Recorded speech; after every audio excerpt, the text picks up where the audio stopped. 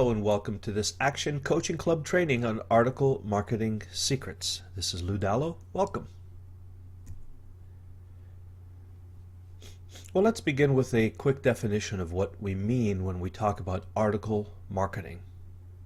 So article marketing is the process where you, as an author or an expert, create articles relevant to your audience, relevant to your expertise, which you publish, and which you also give permission for others to publish as long as they give you the proper credit. So in other words, this is a way to get your message out using channels of distribution and marketing that other people have, where the benefit is that you provide them the content and they benefit from your content, and in return they give you credit or a link back to your site. So while you are perfectly free to also publish your own articles, generally speaking, what you also hope is that the content is good enough that publishers of blogs, e-zines, aggregation sites, niche sites, AdSense sites, and so on. There's a number of people who are always on the lookout for great content to publish because they benefit through other means. They benefit through advertising or through aggregating relevant content on a common site to create their own authority and so on. Anyway, they have a whole lot of other reasons and business models where they benefit by taking your content and making it available to their audience. And so since they're not paying you to publish that content, the compensation that you get is that they will put your bio or your resource box at the end of the article and provide you a link, traffic, back to your site. So you provide content and you get compensated by traffic. Now let's talk about why this is really important and why you should be doing article marketing as part of your internet marketing mix. So first of all, if you can imagine, you're going to have your contents placed on a lot of sites that you otherwise would not have exposure to. And many of these sites are very high-ranking, high-authority sites. And we're talking primarily about article portals or article directories, but also many of the places where your article will get picked up once it's discovered in the article directory and then published in e-zines and published in article directory, in niche marketing sites, and published in maybe sites that are getting hundreds and thousands of visitors a day that you otherwise would not have had exposure to. That if those are sites relevant to your audience, in other words, that they cater to the same avatar that you do, those are really a lot of eyeballs, a lot of traffic that you couldn't get your content in front of otherwise. So why is that great? Because it's free. You get to all you have to do is write great content, and you get all this traffic for free. You get in front of all this traffic for absolutely no cost to you. So if you can imagine that as you continue to write content, more and more of your content appears on more and more relevant, authoritative, high page rank sites throughout the internet, well, naturally, that creates a lot of authority for you. So let's face it, when people write articles, we automatically attribute a certain amount of expertise to them, don't we? Well, as people are reading your articles, they will instantly and automatically attribute that same expertise to you, and you're going to reach a lot more of them and have greater visibility as your content starts getting published and distributed in the article directories, in the e-zines, in the blogs, and all those sites that are reproducing and distributing your content for you. So they're creating great visibility and great reach to an audience that you otherwise would not have exposure to. Now, another good reason for using article marketing is because they create backlinks. Now, backlinks, if you're not familiar with the term, simply means a link from another site, a third-party site, that points back to your site. So for example, when you place an article in an article directory, one of the benefits that they provide you is the ability to put 3 or 4 lines at the bottom of your articles where you describe yourself or your websites, and then you put a link back to your site. So imagine this: your content appears in a high-ranking, high-authority article directory, and it has a link using your keywords, of course, back to your site. Well, this is really good for search engine optimization because, as it turns out, if you listen to a lot of SEO experts, they're all pretty much unanimous in the thinking that while on-page optimization, and what I mean by that is using your keywords in your title and in your headers and in the body of your content and so on. While all of those things are important, and Google does take them into consideration when evaluating whether to bring your page up in the search engine results or not, even more important is how many other sites that are relevant to your content. In other words, they're related in the industry and the topic.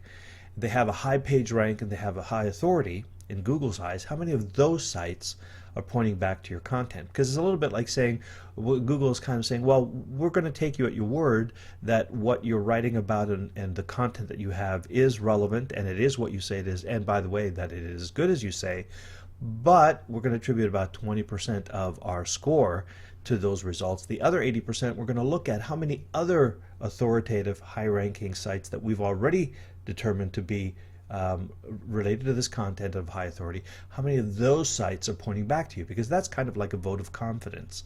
When Google sees a lot of these sites pointing back to your content, it's kind of social proof, isn't it?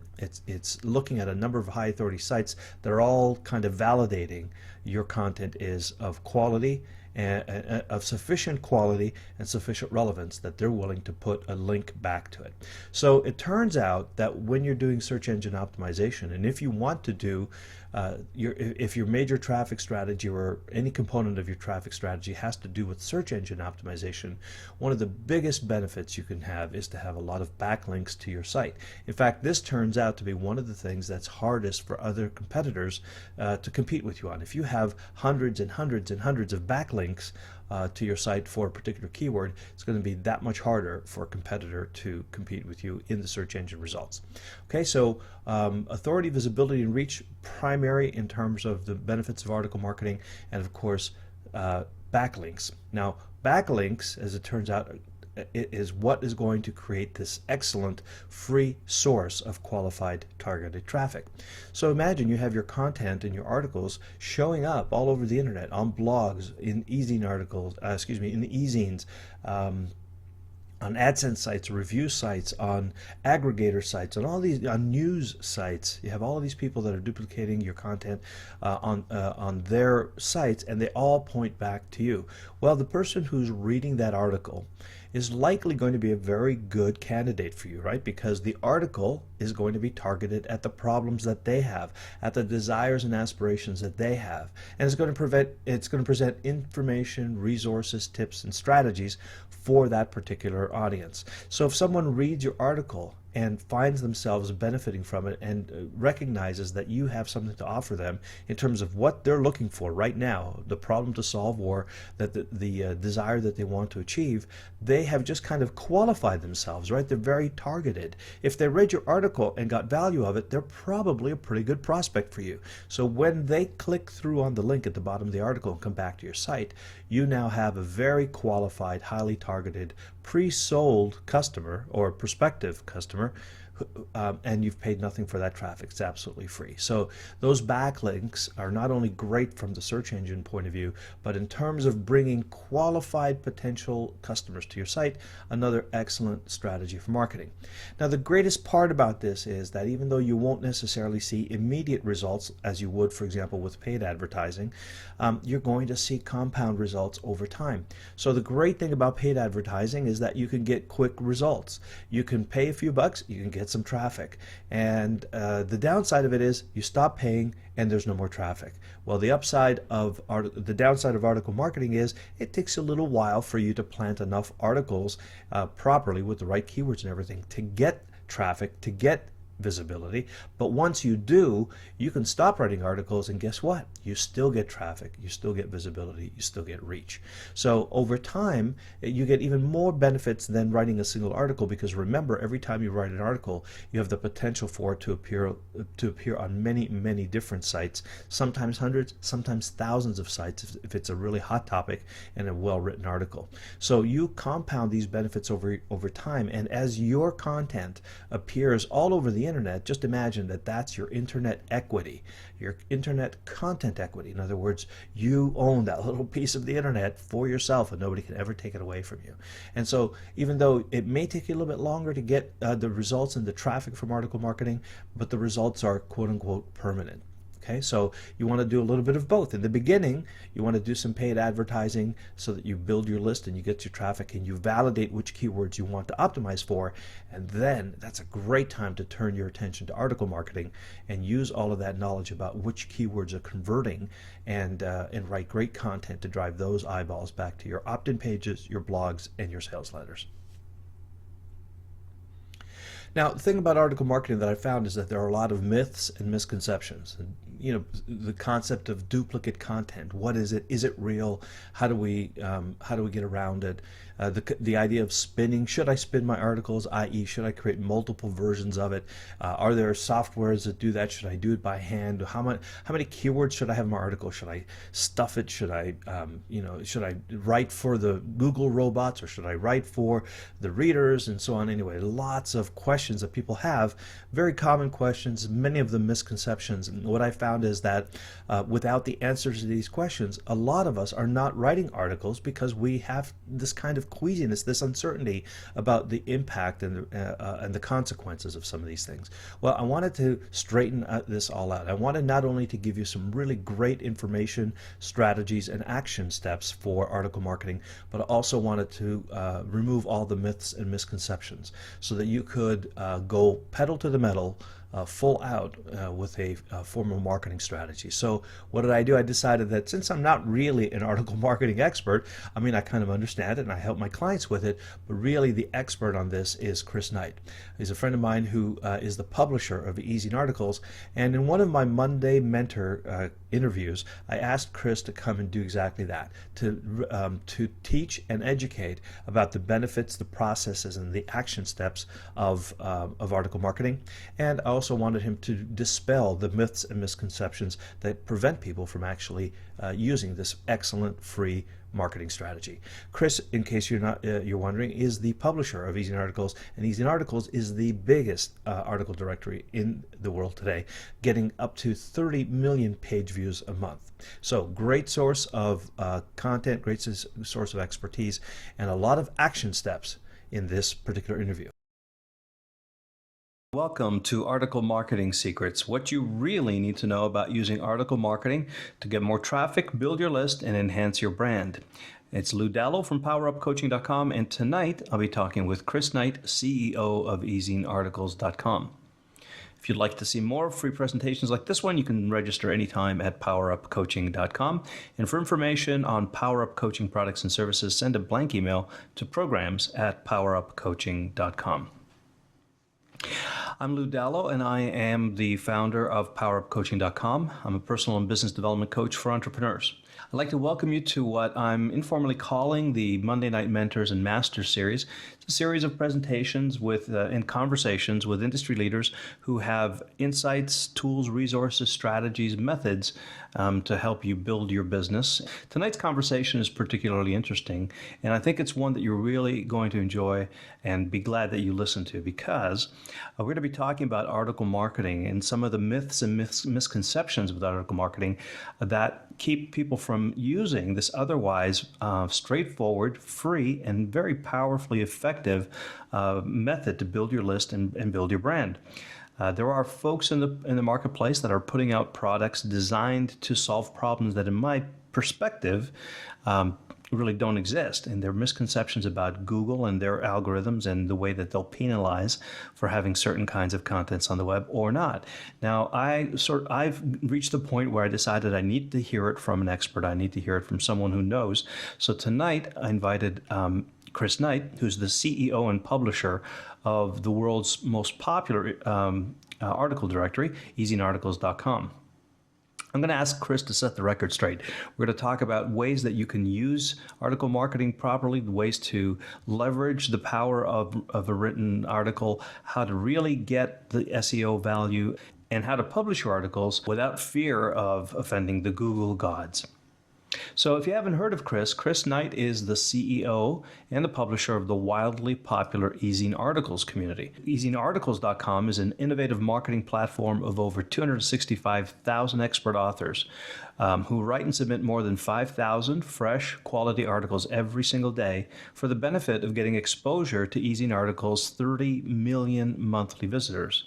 Now, Easing Articles is a free matching service that helps Easing publishers find quality, niche-perfect supplemental content that they can use for their next email newsletter. And authors with an expertise contribute dozens, hundreds, and even thousands of articles with the expectation to attract highly qualified leads and traffic back to their website. If there's anybody who's going to be able to set the record straight, it's got to be Chris, and I am absolutely delighted to welcome Chris to the call. Chris, welcome to the call. Yeah, thanks, Lou. Appreciate it. I was glad to be able to do this tonight, and hopefully it'll help a lot of people dispel some of their myths and figure out at the very end an action plan. Before I begin, though, I want to say that at the very end, and I'm not sure at what minute after the hour that we'll be doing this, but near the end, we have some special free additional bonus information, things that are hidden and reserved for the people on this call. So if you wait with us through the entire call, you'll get access to these. I assure you that they're not linked up on our website, but they are publicly accessible, and we'll be looking forward to sharing those additional free resources for helping everyone get more out of their article writing and marketing, because that's what this is all about. That's what fires me up, is when we can help people figure out how to turn their content, their articles, into highly pre-qualified traffic. And so with that, when I just get started, most people say, how can I make money with this? And it's like, that's a question I get asked very often. And the truth is that this is not article writing and marketing, or article marketing as a platform or as a marketing strategy. Its primary objective is to drive highly pre-qualified traffic back to your website. Okay? So this isn't about getting rich quick. This is about getting everybody who has a website, and I assume everyone on this call has a website or will have one soon, and if you have a website, how do you make money? How do you make sales? How do you make your business go? Well, you have to have traffic. You can't have just any kind of traffic. You've got to have high-value traffic that when they come on your site, they already have a reason for being on your site. And that's very much the reason why search engine referred traffic is highly valuable, because when a person hits your site from a search engine, say Google or Yahoo or Bing or anyone else, they already have something they're looking for, and your website hopefully is an answer or a solution to that problem or that need or that desire, that entertainment, whatever it is. And through article writing and submitting articles and syndicating them, which is a fancy word for saying sharing your articles, right? You can get highly pre-qualified free traffic back to your website. And this is all very ironic, considering that we make our money on pay-per-click advertising, and that's how we keep the site free. So some people say, well, I can just do pay-per-click advertising. Well, sure you could, and you're going to spend a lot more on that strategy. Now, I'm not saying you shouldn't. Of course, it would be great for us if you did. However, article writing and marketing, it's more like sweat equity. You're turning your time and your commitment to your expertise and sharing it in brief, short articles that are usually 400 to 800 words long, and you're making them available on the internet. At the very bottom of each article is a resource box, and we'll cover that in just a little bit. But I'm going to assume most people have either heard of it or they've seen it, because article marketing is not brand new. Heck, our site, easyarticles.com, has been around since 1999.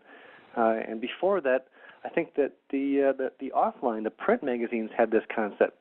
If you were in the 1990s or 1980s or 70s and before that, a lot of times you would write an article and either give it or be paid to give it to a magazine, and hopefully you got some recognition for that or some exposure. Well, in article marketing, you submit your articles to sites like ours and others, and in exchange you get traffic back to your website. You can also, this is really exciting.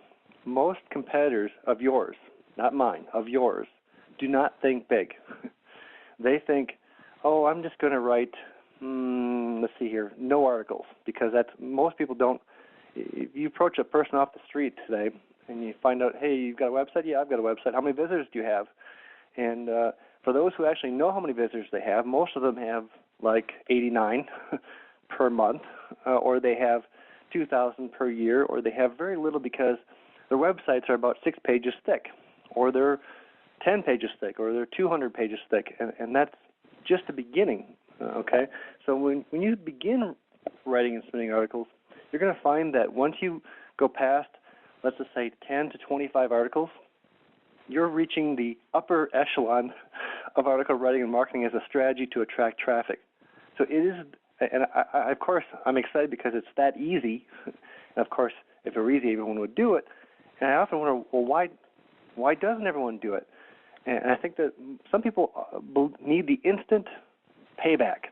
I put an article out there, and wham, my website slammed with traffic.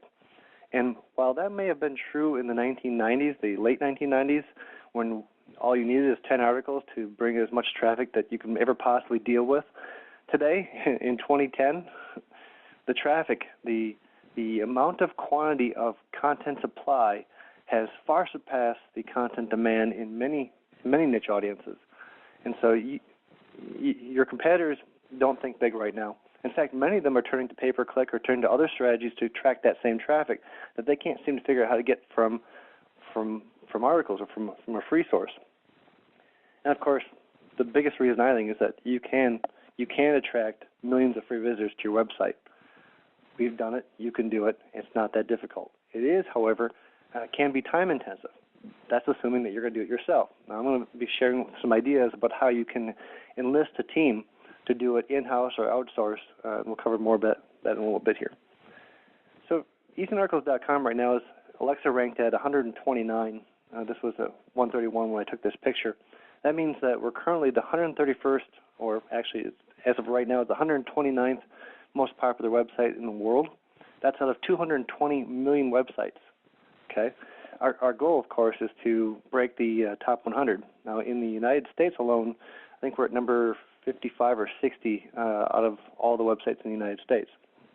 So, and article marketing has, of course, taken us to this level. So, we're just a platform, and we're highly reliant on our members, and we're looking forward to reaching that. The next step for us will be in the top 100. But the reason I bring this up is because if you have, let's just say you've got an article and and you want to share it with someone in your niche. Let's just say your niche is about golfing, right? Or you're an expert in golf clubs, how to choose and select the right golf club. If you could bring your golf article to anywhere in the world, and you could give it to a site with a massive amount of traffic versus one that has 89 visitors, well, of course you'd want to bring it to wherever the traffic is. You want to get in front of it, and that's. People often tell me they're a little confused, like, where should I submit my articles? And it's like, well, a site like ours we're in 600 different niche markets, and of course, golf is just one category. And so they think, well, if you're all over the place, Chris, you're a generalist. You can't possibly have my niche audience. And of course, that's where they're wrong. We have so the purpose here is submit your articles to places that have massive amounts of traffic. We're going to call those tier 1 sites, and then the second tier site is highly niched sites that have low traffic. They're very focused on a very specific niche. Let's say golf clubs, golf balls, golf industry, something. And what they can do for you is something that we probably can't, which is the authority of a link from a very highly niched site is worth more in search engine love, in search engine link juice, if you will. So EasyArticles.com, I believe the backlink value of our site was muted many years ago. I know there are others who disagree with that and think that a backlink from us is worth a whole lot. Of course, it's in our best interest for them to think that. We don't really know, of course, because we don't control the search engines. But we know that the real value of having a link on EasyArticles.com doesn't come from EasyArticles.com.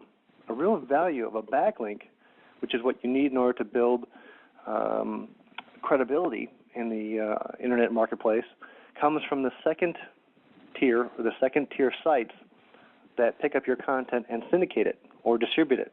Okay, so that's your goal, is to have your traffic picked up. Now, I came up with this traffic formula that I want to share with you right now. Your traffic that you get to your website, I'm going to assume everyone on this call wants to improve the traffic to their website. They want to make more sales. They want to get more leads. I'm assuming that many people on this call have an expertise of some specific niche market, and you're trying to sell some sort of product or a service. And in order to do that, you need more traffic. You need more highly relevant visitors back to your website. And the amount of traffic that you get to your website is directly proportional to your content inventory times some quality factors. So what's in your content inventory? For example, one article would be one piece of content in your inventory. Okay, I call every article that you have in your empire, in your site, in your niche, every article that you have working for you is part of your article inventory. Now, some sites, because I'm going to kind of limit my talk tonight to just about articles and how to use articles to drive traffic, I'm going to assume that you could also take this information and say, well, having an MP3 available, that's a piece of content. A video is a piece of content. A PowerPoint presentation is a piece of content. A PDF document, a Word document, a spreadsheet, a checklist, all kinds of content. If you see where I'm going here, it's like the traffic that you get to your website is always going to be directly proportional to your content inventory times some quality factors. And I'm going to cover those quality factors in just a bit. So that's a very basic. Sometimes people will go, well, why aren't I getting enough traffic? I have 50 articles on my website. Isn't that enough? And I'm here to tell you that that's not enough. In fact, it's kind of like if you think about articles, and we're talking about articles that are not advertisements. These are articles that have genuine value all by themselves. In other words, there's no sales pitch in the article. The article is a give, and this is one of my core concepts. The article is a give. The resource box, which is directly below the article, that's your take. So again, the article body is your give. The resource box is your take. The resource box is where you get to pitch who you are and what you have to offer the reader. Okay? Next slide here. And of course, social media, more than ever. I never thought I'd be saying this, but in 2010, we're expecting, eventually by the end of this year, we're expecting 1/3 of our traffic to come from social media sites. And it used to be, in the early days, it was like 93% of our traffic came from search engines. And then we worked, that was back in 2004. In 2005, I remember working really hard with our team to how we're going to not be reliant on the search engines for our traffic. That scared the heck out of me. And so we worked hard for 3 years after that to get it down to less than 50% of our traffic.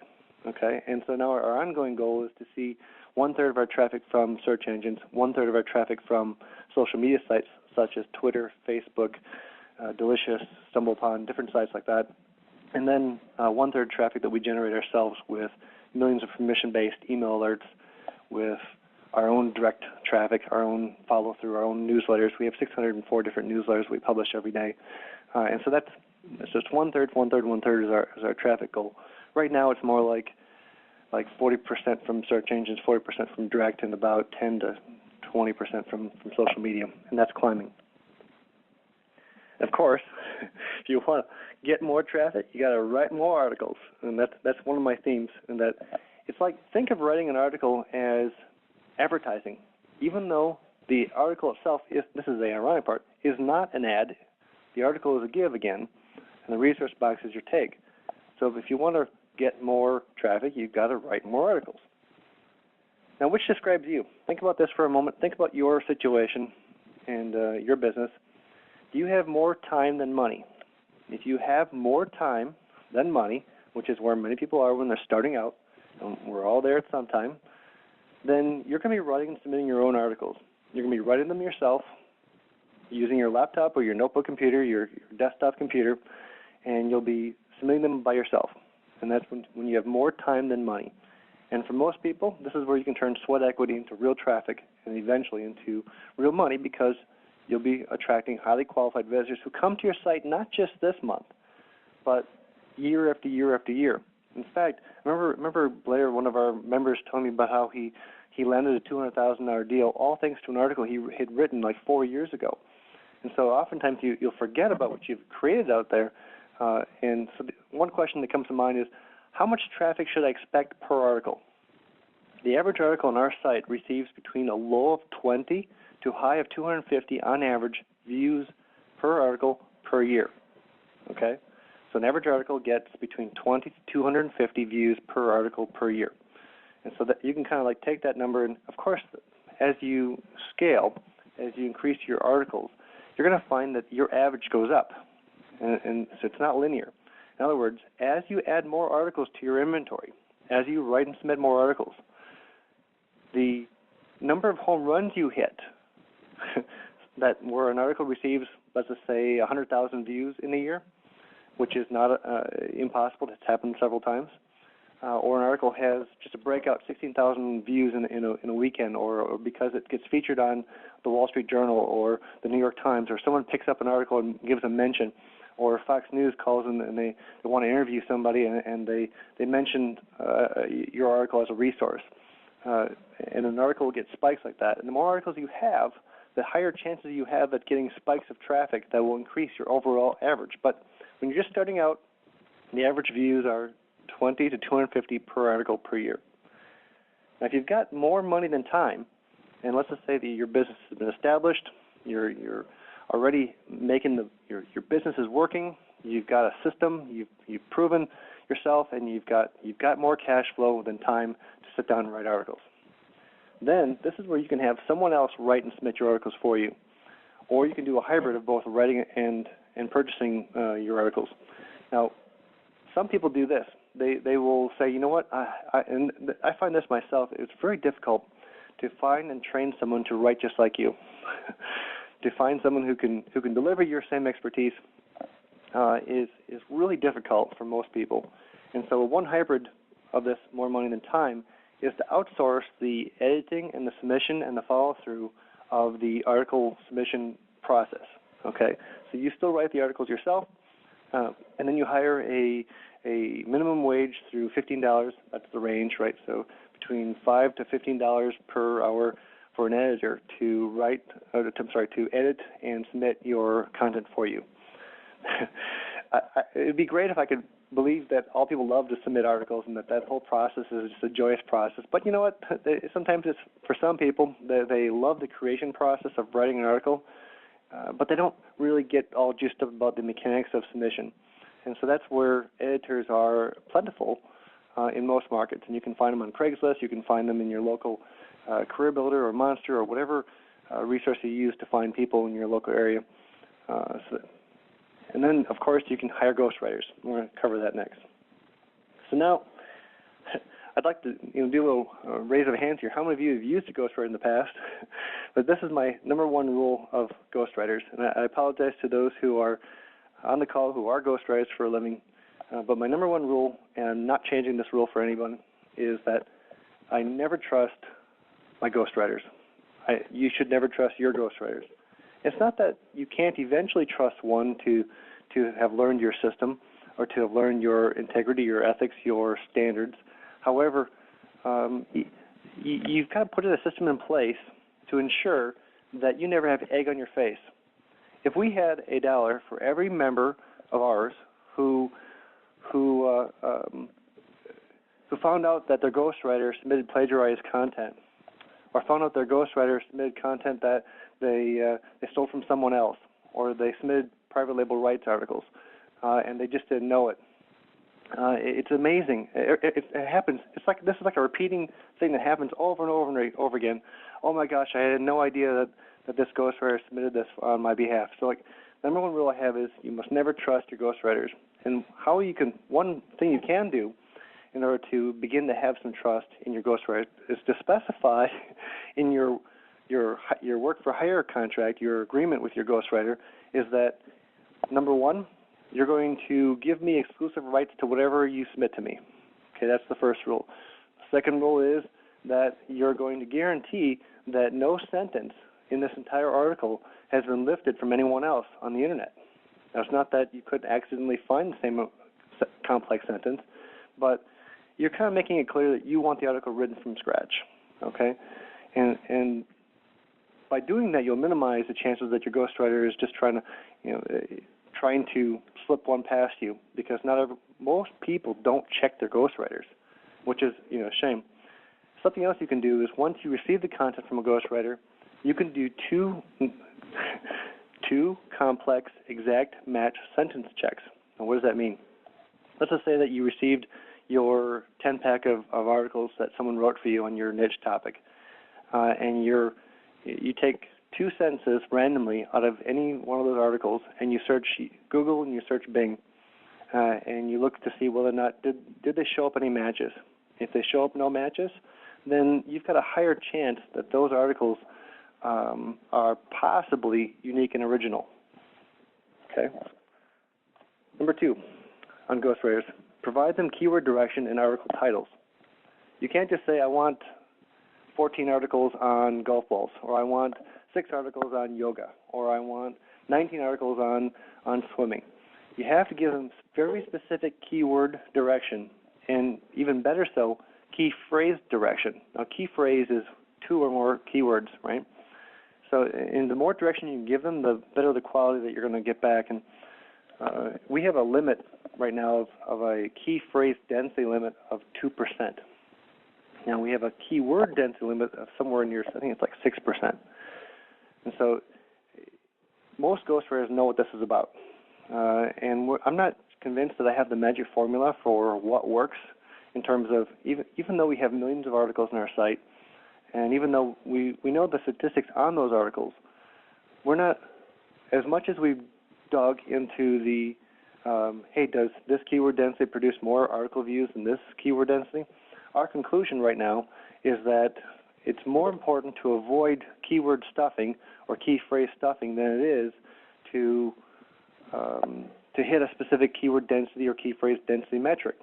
Hopefully this isn't too deep on the search engine optimization side of the conversation, but most ghostwriters know about keyword density or key phrase density. If they don't know it, you should not be the one telling them about it. They should have this information. And the second part of my number 2 rule on ghostwriters is that you should provide them article titles. And you can, of course, hire a ghostwriter to write just article titles for you if this isn't your thing. But I like the idea that because the article title determines upwards in the 90% plus range as to how successful your article is going to be, getting the article title right is 90% of the battle of making a perfect article. It's that important. It's probably always been that important. In fact, before the internet, when we had direct mail, isn't it always yet 95% of the effectiveness of a direct mailer piece is the headline, and that the first thing you test is the headline? Now, in article writing, you can't really test the headline anymore because, well, you can test it, but you can't change it because we've made a rule about 3 months ago that we were no longer going to allow our members to change the article title, because we began to see a bait and switch going on where people were optimizing, and we wanted to be able to say, when we deliver an article to our site and the search engine indexes that article, we want to kind of guarantee that in the future we're not going to change what that article title was. We want to keep a high amount of trust with the search engines, as so should you, right? The number 3 rule is the ghostwriter must deliver exclusive rights to you for that content. That means that content should not be found anywhere else on the internet under anyone else's name or no name. Do you follow that? So not only does the article need to be exclusive to your name or the ghostwriter's name if they're allowing you to use their name, but you must not be able to find any fraction of that article on the internet anywhere else under anyone else's name or no name. And no name, of course, is a big problem. And many people are probably nodding their head right now saying, yeah, I found some articles that I'd bought from a ghostwriter, and I found them on the internet under no name. And you might as well assume that any article with no name is probably an article that has non-exclusive rights. So all articles have either exclusive rights or non-exclusive rights. Exclusive rights, again, means that you will only find that article under your name or one single name all over the internet.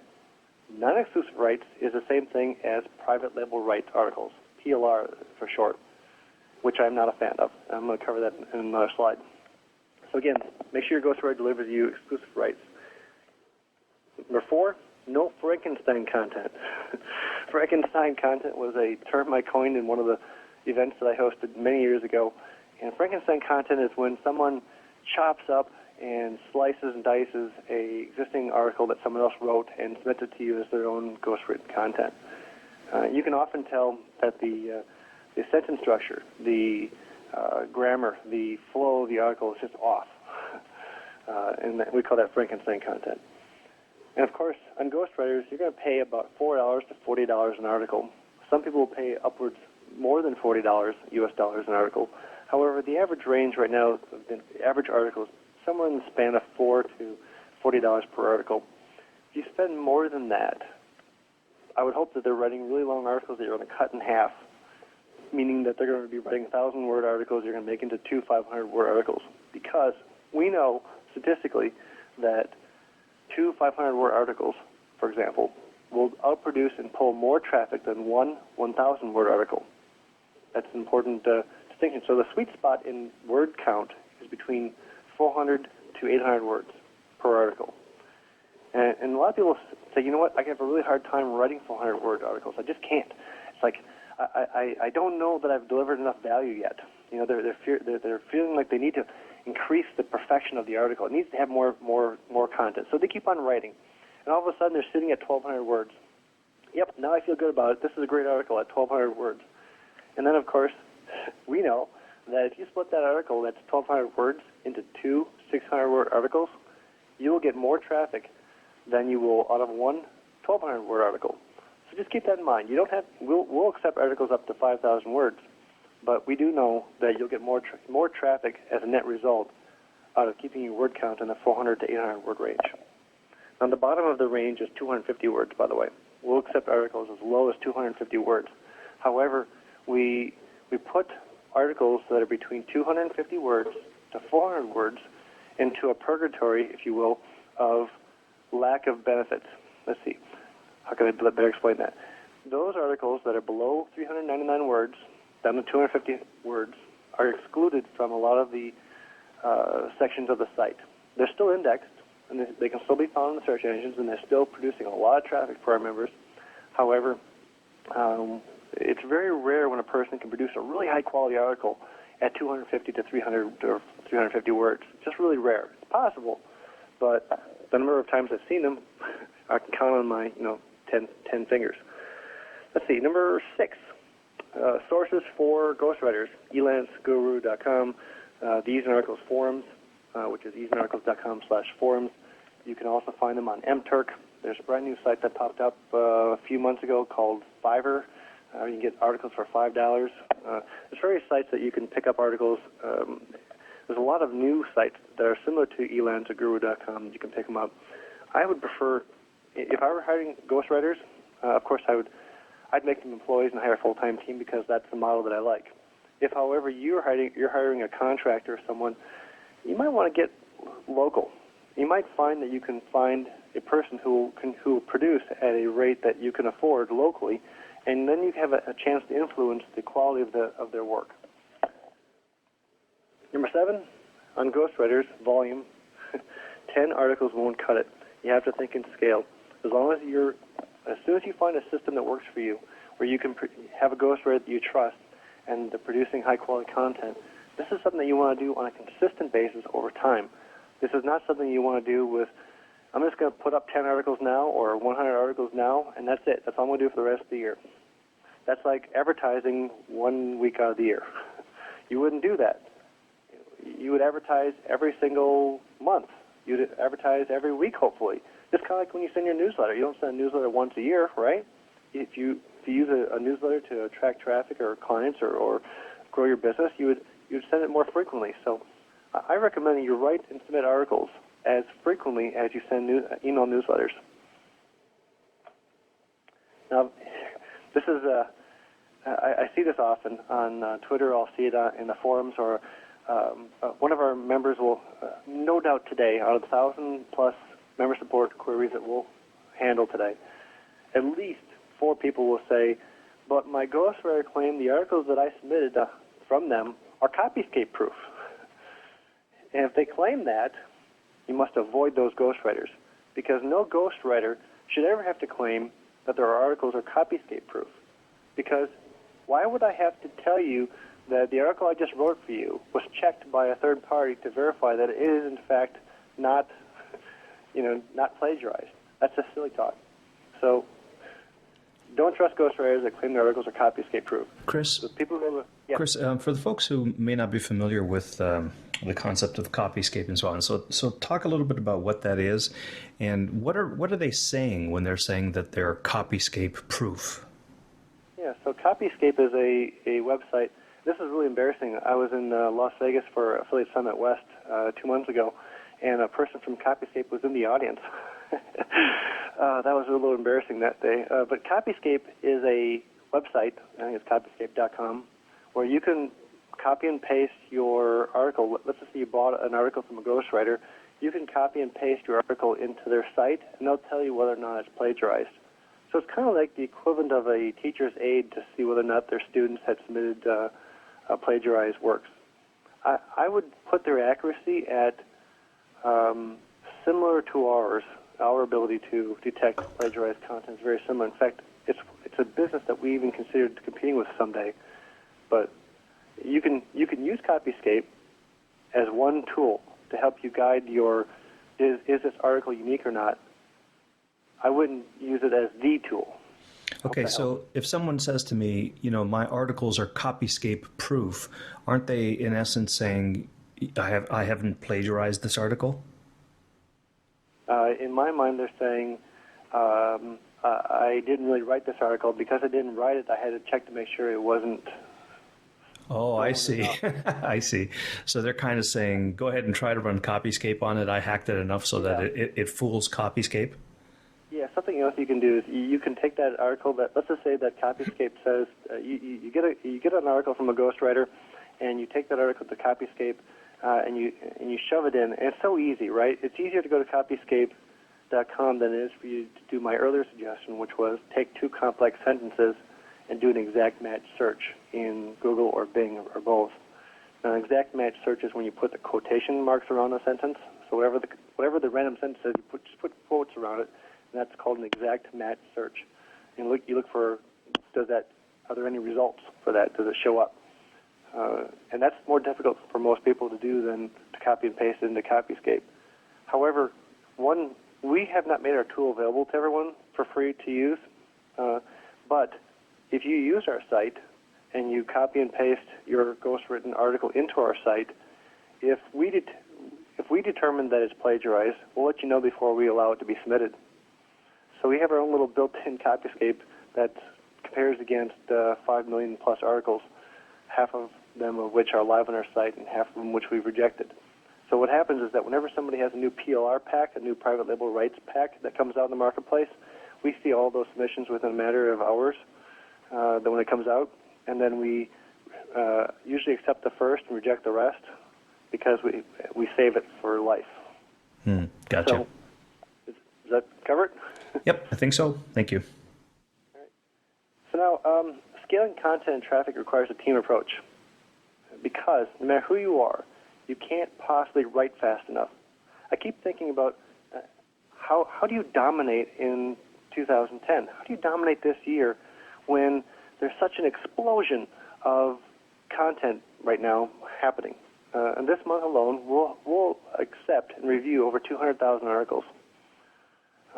In addition, social media sites every social media post on Twitter, every social media status update on Facebook, every other social media update creates content that pulls away people who could potentially look at and find your website. It's insane. And because it's insane, you now have to figure out, well, how the heck can I grow this article marketing platform? How can I build using content to attract traffic in a way that I get over some momentum? You know what a flywheel is? A flywheel is like you get momentum.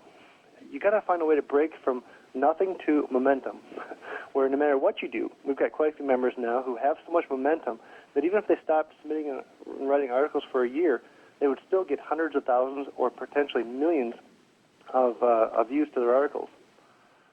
And so you can't possibly write enough. That's why you need a team. And to systematize your article writing, your article title writing system, this slide I actually produced 2 months ago before we had our article title writing service. We launched a brand new service called Article Titles. It's an article title suggestion tool.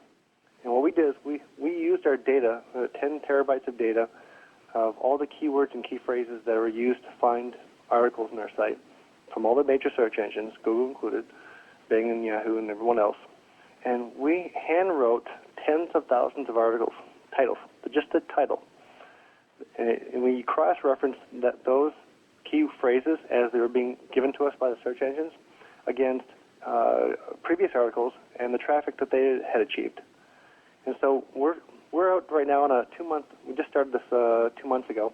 we're out to prove that we can statistically guarantee a higher traffic article title. So in other words, you won't have to know SEO. You won't have to know key phrase, keyword density. You won't have to. This is my vision of the future of our site and how we're hoping to change the industry. We're hoping that you never have to. Is that tool available now, you said? That's available right now. Oh, cool. How do we get to it? Basic level members and free. All of our basic plus, and platinum members have. Take that back. I think I'm misspeaking there. I think it's platinum right now. Platinum and premium. Premium, of course, were the first to get access to it. The premium and platinum both have access to it. It's in the author tools drop-down menu. In fact, I can post a link to in the blog before I turn in for the night. Okay. I'll post a link to how you can access the keyword suggestion tool. Beautiful. And it'll give you like 20. You type in a key phrase that's relating to your niche, and then we supply up to 20 article titles that are available. You then select which ones you want to write about. You then have 7 days to write something. If you don't write something in 7 days, the article titles expire and go back to the pool, because we want to find. We're basically changing we used to accept everything that was submitted to us in terms of topical content ideas, the article titles. Now we want to shape with our members, because we selfishly are motivated to help our members get more traffic. Because if they get more traffic, we get more traffic. So this really aligns us together. And of course, your writers probably aren't SEO experts. If they were, they would be using they know, this is one of those truths. We know that when a writer becomes an SEO expert, they find out they can make exponentially more money in SEO than they can in article writing, because our article writing is more closer to the bottom. So let's see, article content sources. So how do you find content sources for your articles? Number one, the long tail. And I'm going to give you a slide in a little bit on what the long tail is, but the long tail essentially means doing keyword research to discover what people are searching for, and instead of believing that you know better, that you know what the market wants, forget that. Go to the market, find out what they're currently searching for, and in what volume they're searching for, and write articles based on keyword research. And I think you've got a lot of. I'm going to guess. Would you say, Lou, that most of your clients, guests on this call are probably beginner, intermediate, or advanced in this area? I would say beginner to intermediate. There are some advanced, but I'd say the bulk of them are just beginning to really understand how to do this. Yeah, so there are tools like Google Insights or the Google AdWords tools or the word tracker or keyword discovery, or there's all kinds of various tools, most of them for free, that you can use to do keyword research. You can also use simple things like Google Suggest. You know how it pops up the "Did you mean?" Mm-hmm. That's great stuff, because that shows you what people are searching for. Old, easy articles make great content sources. Now we're talking about, if you've written an email newsletter for many years already, you can go back to those articles that you've submitted and sent to your email newsletter list and use that for content. Old features you've written, anything that, I always believe that before you write one sentence, before you write one new article, and you engage in this whole article writing and marketing strategy as a marketing strategy, as a traffic attraction strategy, before you do any of that, repurpose and repackage your existing content. Because by doing that, you're talking about a simple editing exercise, okay? And by doing that, you will have, most people will have between 10 to potentially as many as 500 to 1,000 articles that are in your inventory already that are not currently getting the kind of return that we could give you, or that you can get anywhere else by putting those articles out there into distribution. Number 3, if you've got a blog posts make great articles, especially if they're over 250, 400 words or more. So go look at your existing blog posts. No, most people say, well, should I submit every blog entry to you? Doesn't that create duplicate content? Maybe we'll talk about that a little further into the call. But then the highest risk thing you could do is submit everything you write to us. And I don't even recommend that you do that. I recommend you take a percentage of your content. Let's just say 15%, 10%, 20%, 25%, 30%. You don't want to submit 100% of your content to the world. You want to have something exclusive and unique on your site that can be found nowhere else. And of course, that even assumes that people won't steal your content, because everybody at some point in their life gets their content stolen. It's kind of like one of those, congratulations, you're popular enough, your content's been ripped. And for those who have had their content ripped off or stolen, know this: content thieves never rise to traffic power over the long term. And we know this because there are too many forces at work right now, be it Google, be it the monetary follow the money path. We just know that over time, since we've been at this for some time, that people who steal content never rise to traffic power because there's too many forces that will mute them before they can achieve wealth based on their thievery. Forum posts make great article content sources. I read some of the forums out there, Digital Point or Warrior, or many great forums that are out there, and some of those forum posts are like 500 to 800 words. That's some great content. That's some great content that can be remove all the personal identifiable information, and now you've got articles. Support emails. If you've got emails you send on a frequent basis to your clients or your members, and you can remove the private information most businesses have the same 100 recurring questions that come from their clients. And most people who have email ticket systems, or they have email responses, usually have a templated response. Well, those templated responses make great articles because they're solving a problem or they're providing a solution. Out-of-date books, out-of-date ebooks, PDFs, things you've created in the past also make great content. You can take a 100-chapter, 100-page book and turn it into 25 articles. Number 7, news and current interest topics. Now, a lot of people use news information kind of wrongly. I want to encourage you to think about article writing and marketing as, how can I produce an evergreen piece of content? Because you want your content to draw traffic to your website, not just today, but you want to draw it to your website month after month, year after year, for many years.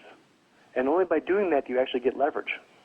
Because if you just put an article out there right now that has a huge spike of traffic, and of course we're not saying there's anything wrong with that, but we want your article to work for you many, many, many, many years after, not just the first 2 weeks of it coming out. Besides, it takes about 2 weeks for an article to find what we call the booster rocket of every article has a spike when it's first released. And it has a spike because of all the systems that are part of the process of how we promote an article, how an article gets indexed, how an article gets sent out to the RSS feeds, the email alerts, the by author alerts, the by category alerts, the various parts that attract traffic to an article.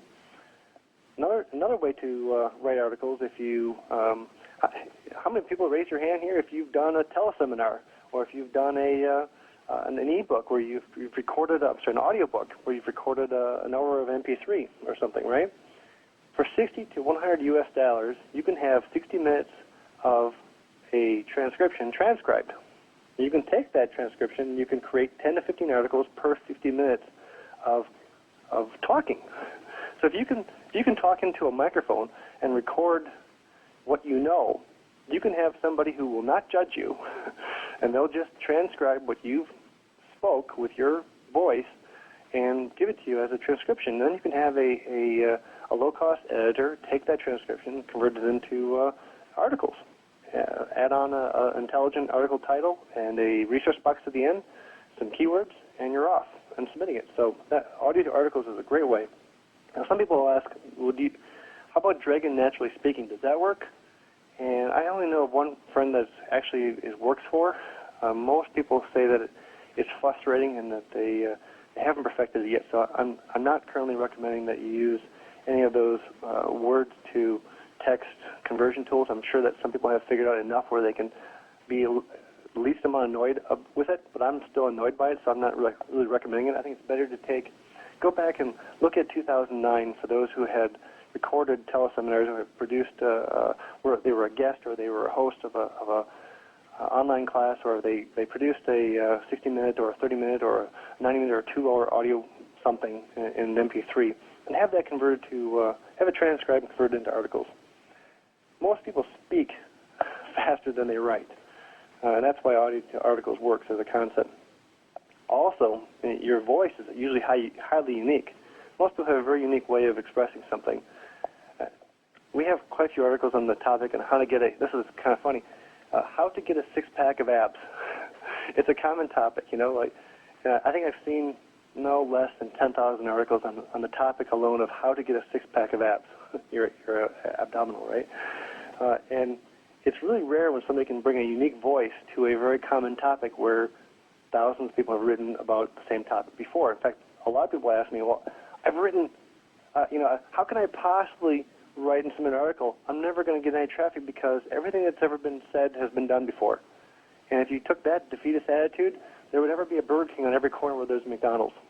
Just think about that for a moment.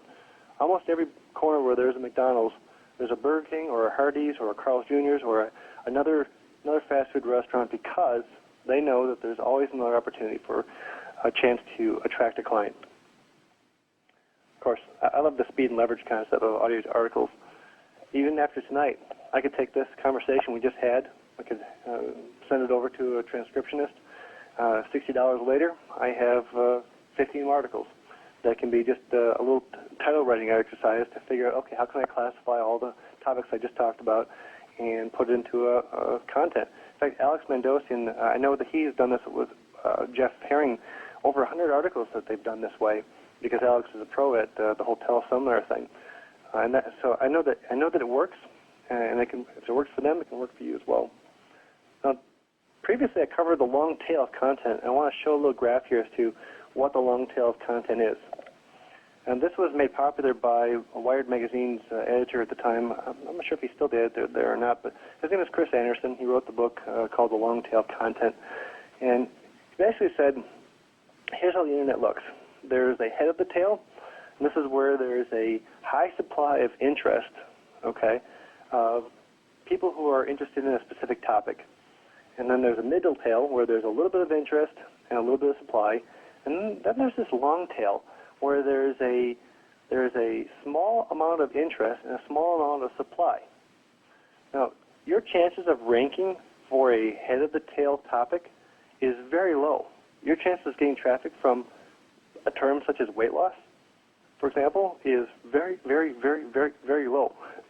Your chances of getting traffic and being the number one result in Google for weight loss for children who have type 1 diabetes who live in Africa, for example, or live in something really specific. The more specific you get, that's the long tail.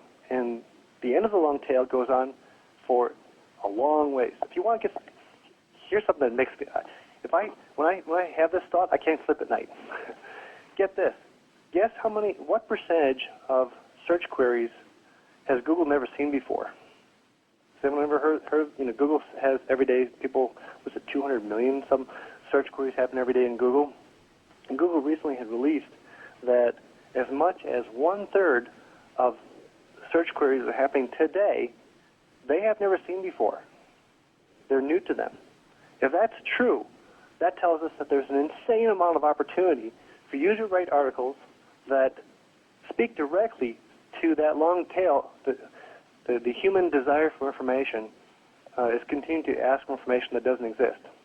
And of course, Google wants that content because, and so does Bing and everyone else, because they just want to satisfy their users. And you can take advantage of that by being the person who writes the content that addresses the long tail demand, where there's not a lot of supply, there's not a lot of demand. However, it's easy to be number one in those tail concepts.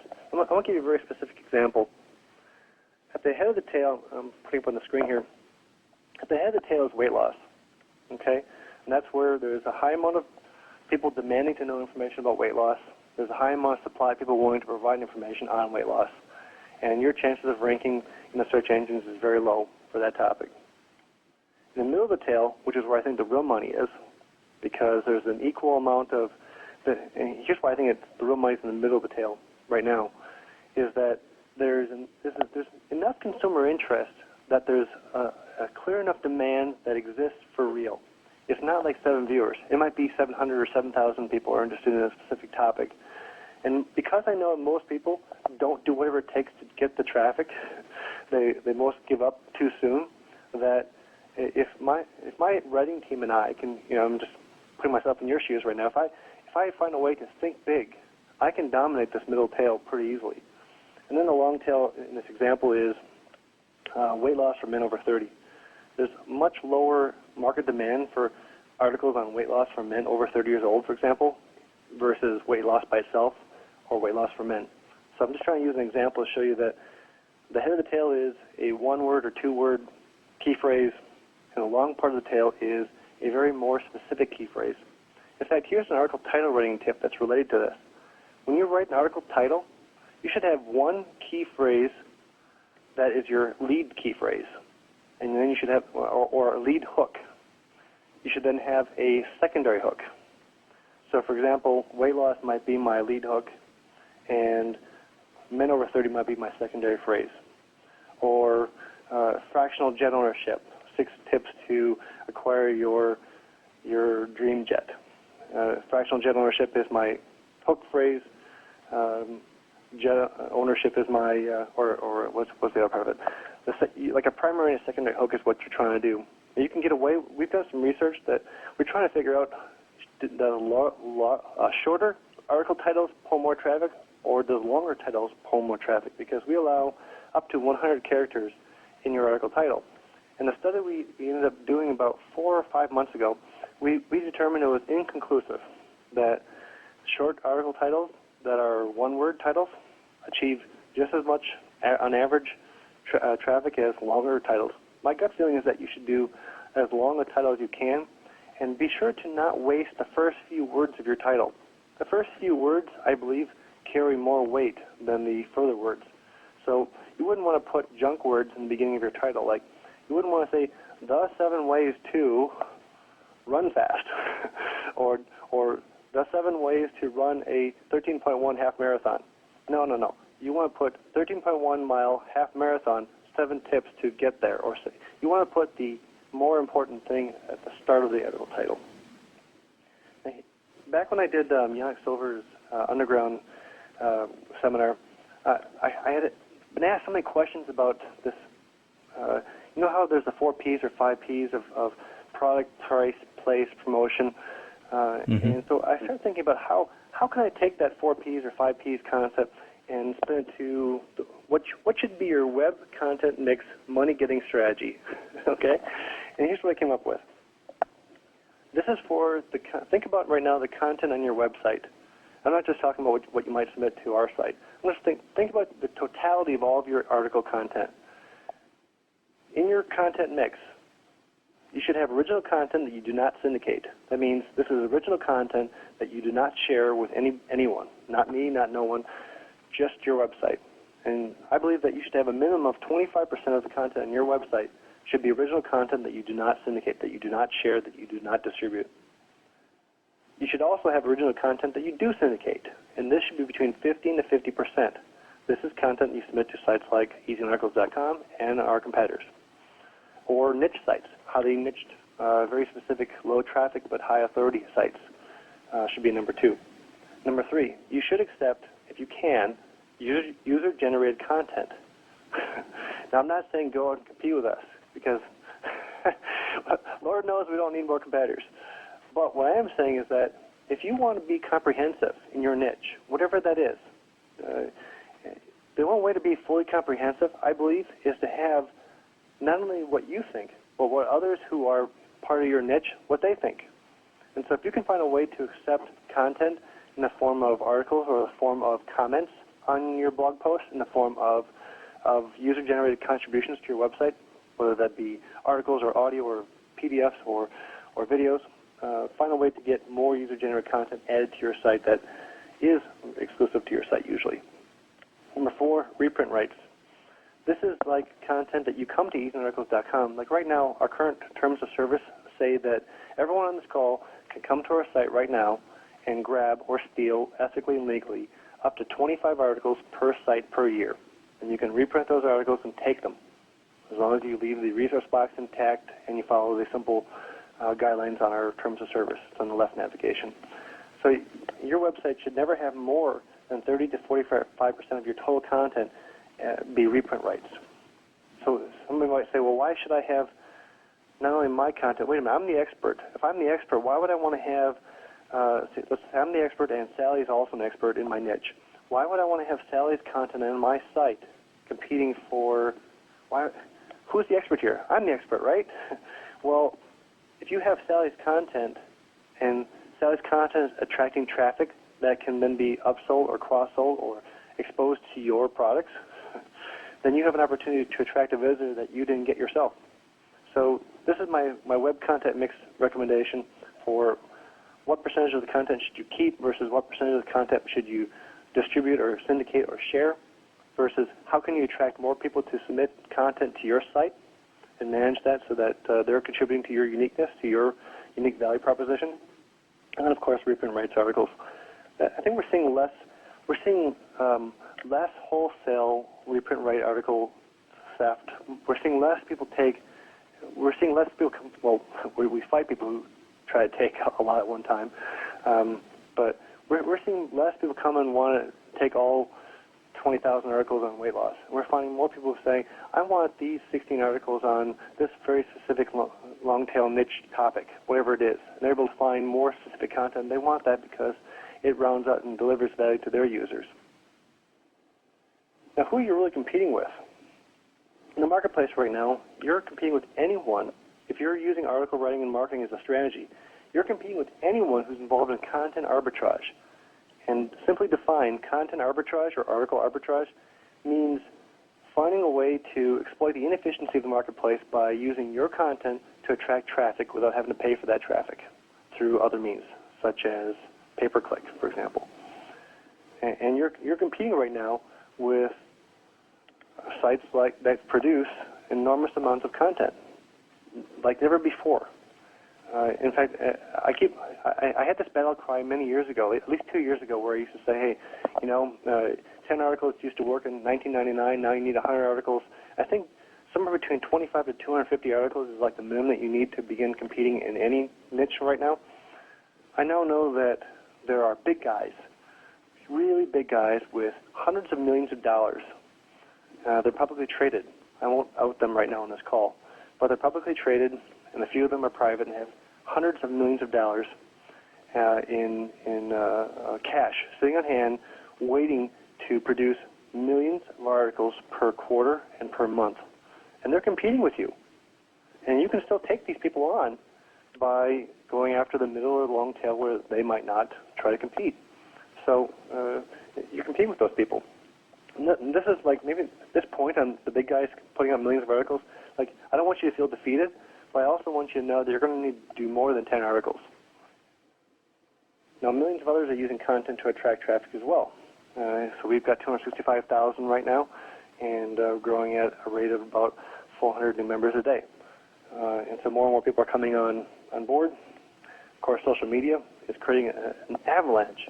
I think of all the things that I've predicted or underestimated or overestimated, I totally underestimated the amount of attention that social media has taken away from high-value content. Now, high-value content, high-value articles will always rise to the top. So if you write great content, you should never worry about not being found.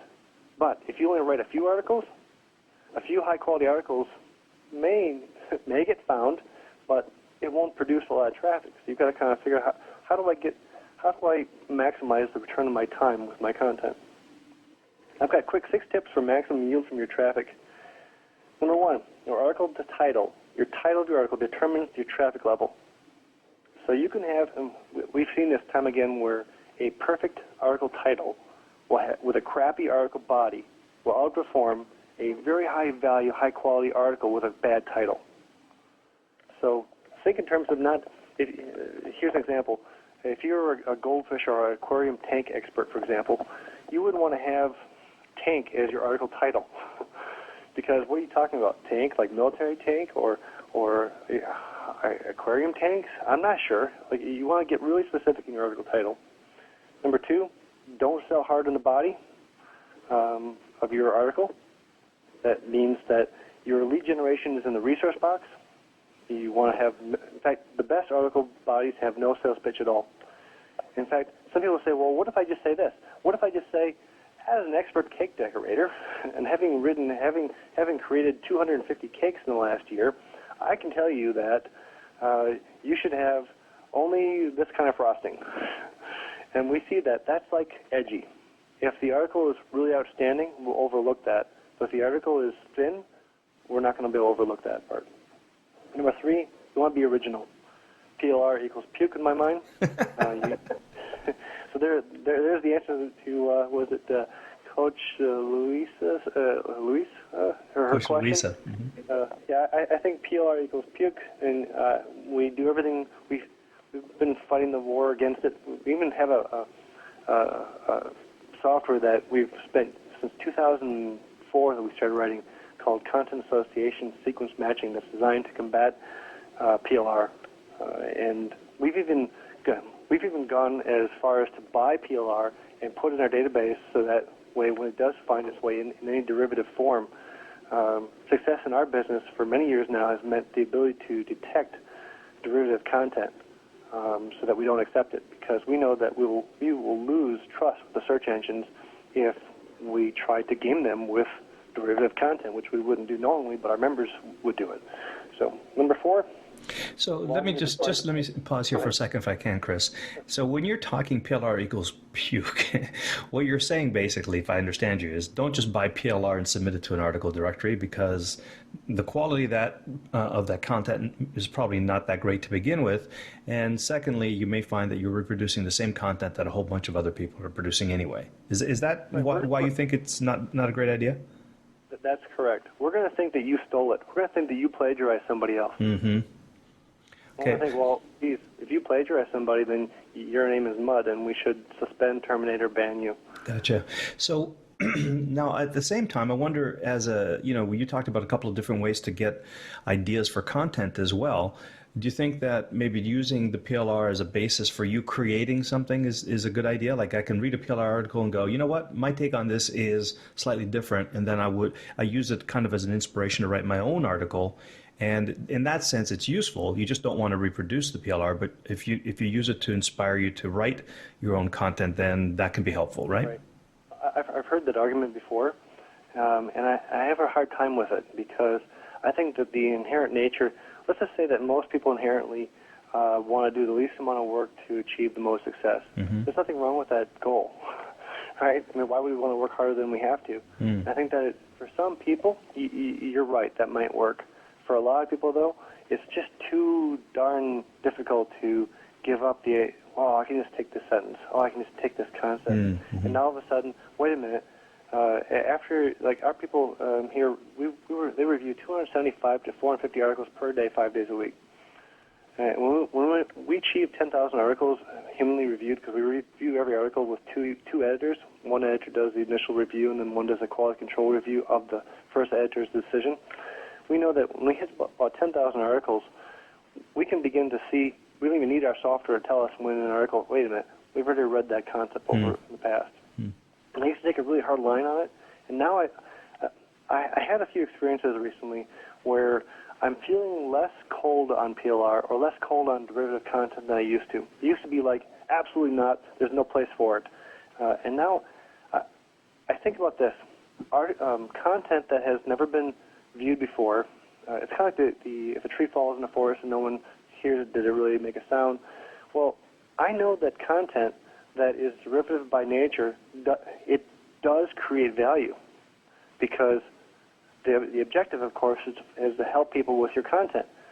And so if you have content that's highly derivative, we're in conflict, because we don't want to accept it, because we don't want the search engines to see our site as one big derivative fest of the same crap.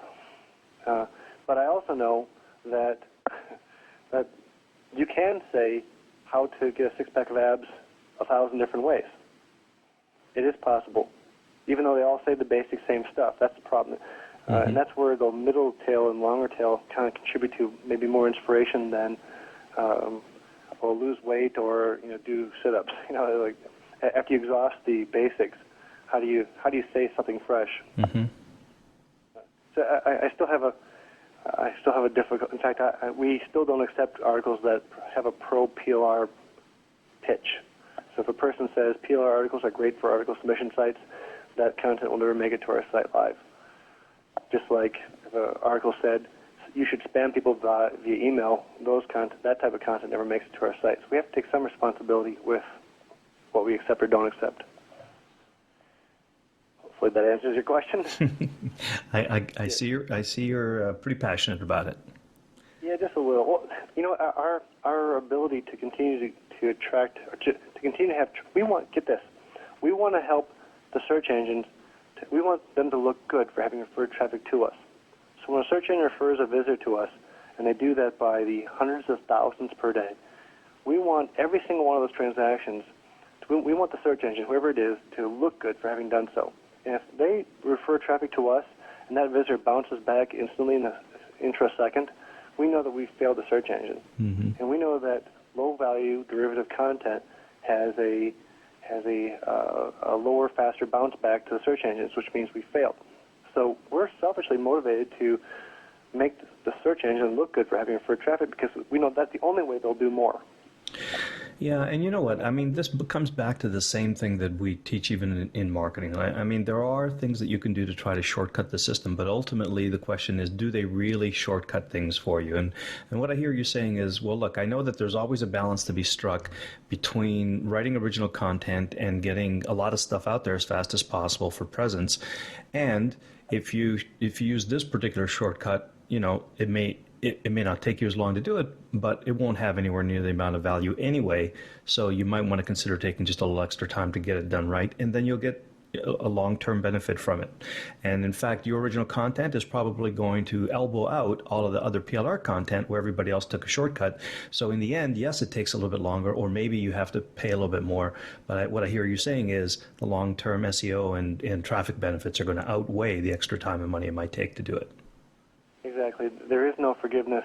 As much as I know the search engines say there is, that they have oodles of exabytes of petabytes of data. You know, the amount of history that they keep is insane, and as do we, because that's the only way you can build trust profiles over who's out to game the system versus who's just genuinely we want to make a determination between who just doesn't know better versus who's out to really game the system however they can. Right. Because we don't want to punish those who are just haven't figured it out yet. We want to help them. So, in fact, I've got some tips here on the resource box because the resource box really seals the deal and it helps whether or not you're going to get a traffic yield. So can I jump into that real quick? Yeah, absolutely.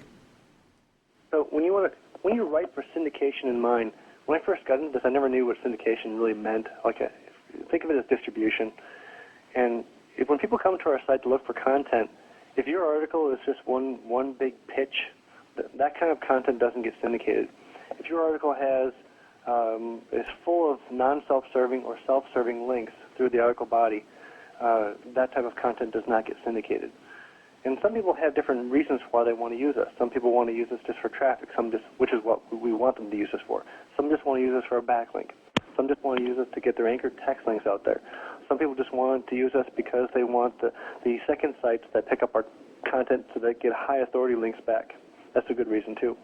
But if you want your article to be syndicated by others in a maximum, and this is provided to you in the article reports, you want to have one full URL in the article resource box, and that's like http:// your website URL, instead of two anchor text links. Now you can have an anchor text link in addition to a full URL, but we know that statistically that full URLs will syndicate more so than just anchor text links. I'm not sure why, just that's what we've seen. Now the resource box is located directly below the article body. In this example on the screen here, it shows that it's in yellow. We don't actually make it in yellow. Our site makes it so that it looks seamlessly part of the article body.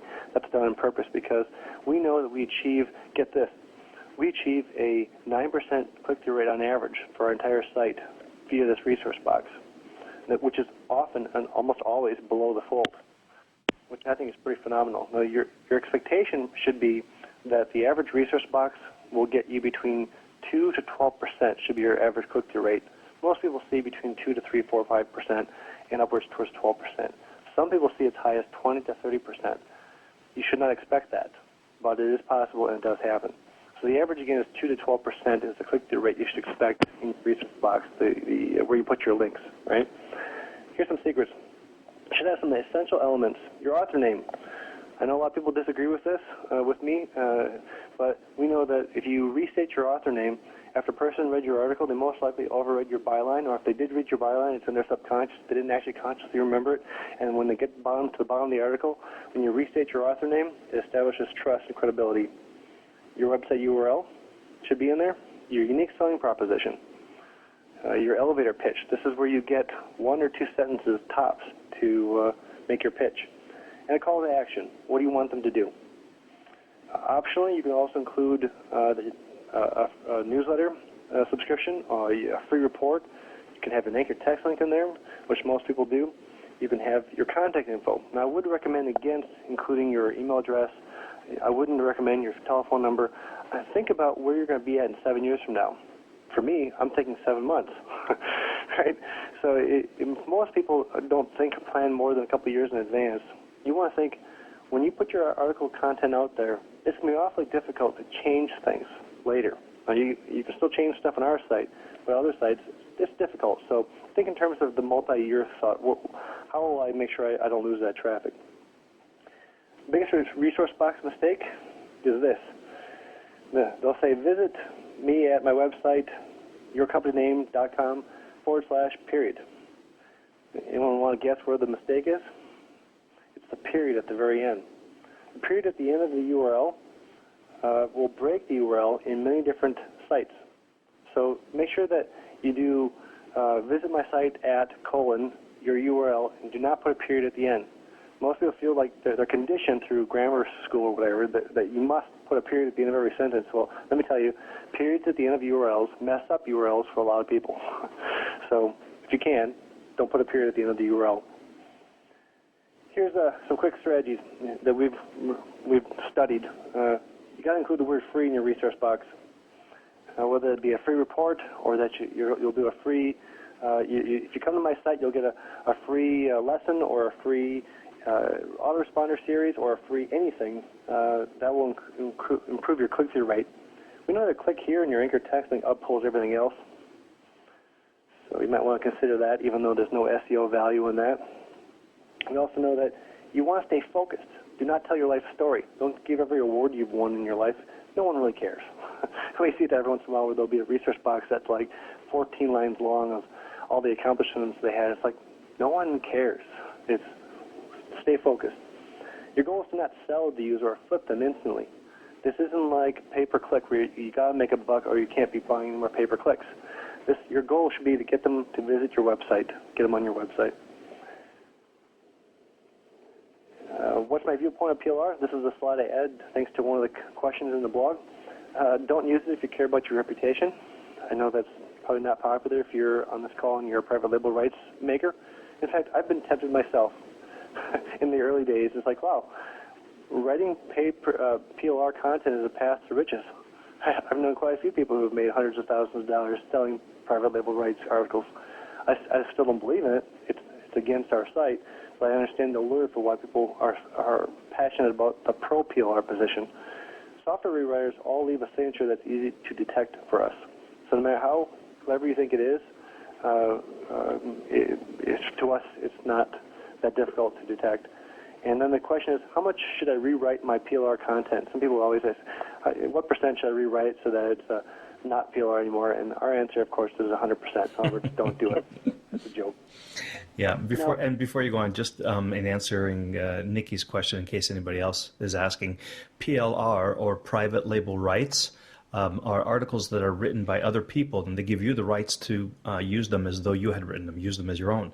The challenge with it is that they usually give the same rights to hundreds and maybe even thousands of other people, and so even though you can use it as though it was written by you, everybody else can as well. And so the same content is put out there all over the place by multiple authors, and the value of it is diluted. But private label rights basically means someone wrote the article and they're transferring the rights to use the articles any way you want to you as though you had written them.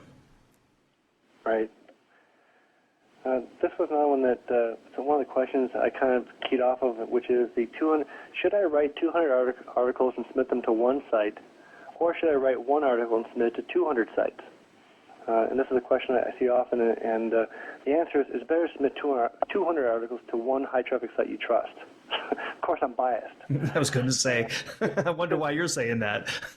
Seriously, do you know 200 websites that you can name or that you have a list of where you trust all 200 sites? Like, I don't have a list of 200 sites I trust. If I did, it'd be awesome, but I don't have it. I'm not sure it exists. Like, I know that people who are in this article marketing space that are quasi-competitors to us, they do all kinds of weird stuff like not display your resource box, not display your links, put in inline text. There's all kinds of ways that they can harm you. So you've got to have some trust, some level of trust with whoever you give your content to. And of course, I break it into two tiers. The first tier is sites that are general and have massive amounts of traffic, and the second tier is highly niched focused sites, low traffic, but they have high authority. So I recommend you submit to both of those types of sites for different reasons. How do you define high authority? Is there like a metric that you use? Authority. It would be like, so EasyArticles.com, 604 different markets right now as of this call, and so are we high in authority? Some people think yes. I think no. I think that we're a generalist, and that a site that is just about, Lou, give me one of your hobbies. What's something that you're really passionate about? Playing guitar. Playing guitar, okay. So a guitar website on how to play the guitar that only had topics of that nature, and we're very narrow. You won't find articles about drumming. You won't find articles about yoga. You won't find articles on finance. All you're going to find is articles on how to play the guitar. That would be a highly niched focus site. Okay, but how do I know? How do I know that it has authority? I mean, do you define that by page rank or some other metric? I actually I assume it. I assume that a highly niche site has authority, especially if it has lasted the domain. I would use domain age. Domain age. Oh, okay. Yeah, if it's been around for 6 years, or if it's here's the problem. Most of them that have domain age, but they have high authority, but they don't have high visibility yet because they're only 17 pages, or they're 700 pages, or 1,700 pages. They haven't achieved some sort of critical mass. They don't have a fresh content advantage. I don't know if you know this, but fresh sites that have a lot of fresh content get favored over sites that don't update very often. Mm-hmm. That may be the hint for some people. So I don't use too many tools to determine that because we're not we're at the other end of the receiving end of the platform and developing the tools on the platform. We're not so much. In fact, we just did a call out to our Platinum members, which is the top 15% of our membership. We asked them to answer like 10, 15 questions, and 260 of them responded. So each week now we're going to give 1 to 2 of these case studies every week for the rest of the year that would give a perspective of our best members and what they've learned from our system from their perspective, because of course it's not ours. I think I have... okay, and before you go on there, I know I'm going to get a question about how do I find out what the age of the domain is. So what I would recommend you do, guys, is just Google for domain age tool, and you'll see you'll see a couple of them. The one that is convenient that I like to use is the one on SEOchat.com, but there's a whole bunch of them. Just search for domain age tool. Do you have one? Do you have a favorite, Chris? I've got a favorite. We wrote a site called superwhois.com. However, there's one that's even easier than our own site that we wrote for it. In Firefox, which is my favorite browser of choice, there's a tool called FlagFox. What it does is it displays the flag of where the website is hosted. So, for example, I'm looking at powerupcoaching.com right now, your website, and I see a little American flag. If I have set my FlagFox add-on, it's a free extension in Firefox, and whenever I middle-click on the flag, my middle-click button on my mouse, it's going to pull up the domain tools lookup on your domain to give me your Whois information. Oh, cool. It's really a cool, easy trend. It's just like, so we use this, in fact, all of our people use this. Excellent. Okay, I'll put those on the blog. And what was the other one you had? The super what? Superwhois.com. Superwhois. Okay. Yeah, superwhois.com.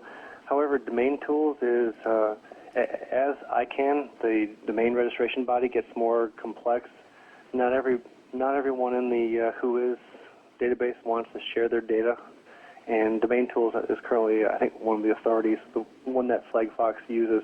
I think you can even set it in the FlagFox extension as to which site to pull the data from, and it gives you examples. So if you use Firefox, it makes it it's the easiest. And they do have one downside, which is they throttle. If you do too many lookups, they throttle you. They'll say you need to become a paid member, but we usually don't hit that. Mm-hmm. Okay, cool. We're kind of at the end here, but I think we're near the end of the slides here. 7 dangerous pitfalls to avoid.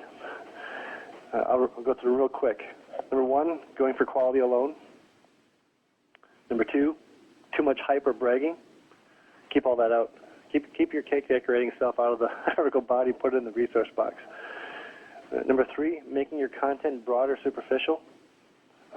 Like, oh, the way to get a six-pack of abs is to eat less food. Yeah, that's it. Yeah, eat less food. It's like, no. Specifically, you should do 122, reverse crunchies. That'd be more specific. Number 4, failure to deliver an article title promise. Your article title is a promise that you're making of a benefit that you must deliver on the body. Our editors, when we review articles, we're just trained to zero in on, does the article title give a promise? Yes. Is the promise delivered? If not, we reject. We reject tens of dozens of articles every single day because they don't deliver on the article title. They'll say 7 tips and they'll include 4, or or they won't even number them. But the body must deliver on the article title promise. Number 5, buying PR articles or blatantly trusting your ghostwriters without testing the content. Submission infrequency, in other words, not submitting frequently enough.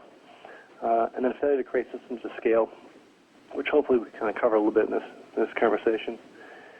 And when you post an affiliate link, I want to cover, if you're an affiliate marketer, we're about to release our FTC position on their new guidelines they put in place in December last year. And we're going to be giving you an ability to say that you have an interest in this link so that you don't have to create a disclosure every time. Well, we're noticing people are doing that, though. There's more and more people including disclosures now in their affiliate links, which is good. Takes the heat off them in the future. But we don't accept direct affiliate links. We only accept affiliate links where you own the domain that it rewrites to. And that means if you've got 10 affiliate programs you want to promote, you've got to own 10 domains.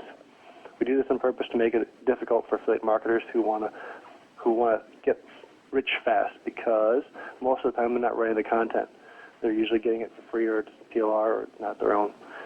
So tips for affiliate managers: designate 10 to 100 articles and make them available to your affiliates. This is in conflict, of course, with the whole non-exclusive rights nature of content. Number 2, provide 3 to 30 articles per month that they can reprint along with your affiliate link. Spell out your reprint rights so that your articles don't show up on bad websites you wouldn't want to be associated with. And number 4, don't release all of your articles to your affiliates. In other words, keep at least 50% of your content that you produce for your business should never go to your affiliates. Should be unique and exclusive to your site. And of course, I look at this as a paradigm of, there's 3 types of people who get into this article writing marketing system: those who dabble and those who dominate. And it looks kind of like this. This little graph here shows every one of these articles. I want you to think of your articles as every article you write and submit, every article that you write and syndicate is part of your article inventory. And if you want more traffic, you have to have more articles. And more articles equals more traffic. So over time, you can move from being a dabbler to having more and more articles that are syndicated. Eventually, you can dominate. That doesn't happen overnight. You can shortcut the process, but most people can't write more than 10 articles per day. And yes, you can do that. It is possible.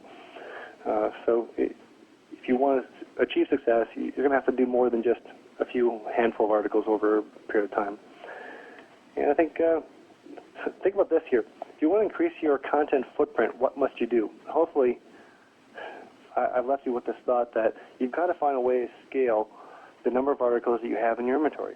That's the only way to increase your content footprint.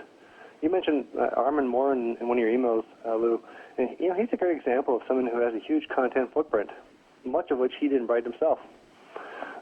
His affiliates have created this huge footprint for him.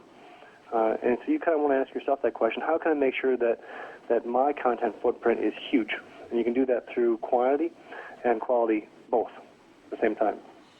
And think multi-year, of course. How are you going to reclaim your lost traffic? 3 years.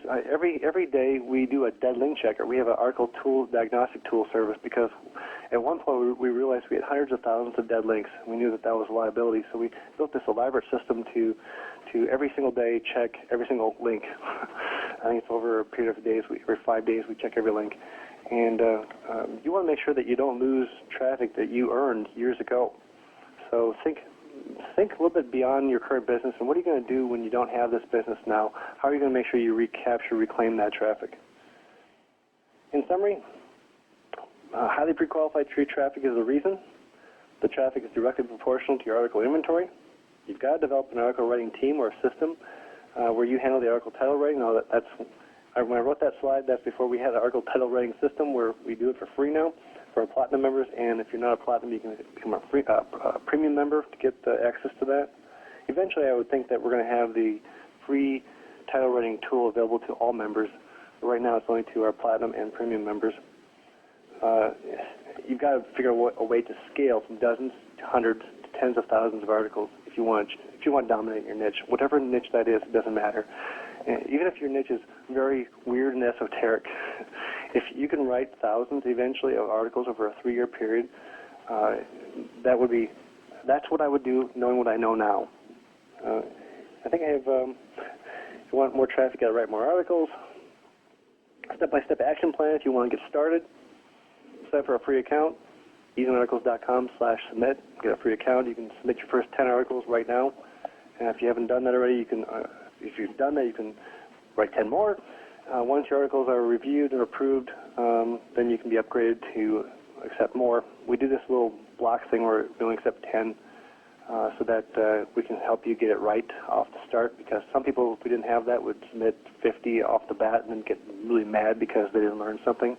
We had to help them understand. And then scale it using the tools covered in this webinar. Everyone on the internet right now gets free access to this. We realized that we make more money the more trained our members are. Because we have 265,000 members, I began to realize quite a few years ago that we could create more value by helping our members understand better article writing and marketing. So we created this huge amount of training over at easyarticles.com/training. But everyone on this call is going to get access to something more than just that. If you go to easyarticles.com/training/audio, there's nothing to buy there. You're going to find something special that Joanne on our team had created. What it is she's taken some of the best tips that I had put in my $97 ebook on article production, and she recorded these 90-second little clips where you can get little 90 seconds of inspiration on what to improve. So if you're overwhelmed right now and you don't really, where do I go, what do I do next? Well, start somewhere. Take some massive action and know that this is a process and that you don't have to get it right. You just got to get into massive action, and that you can course correct over time. And that's easyarticles.com/training/audio for the free little bonus gift there for buying nothing tonight. It's free. I think that's it. You can find me on Twitter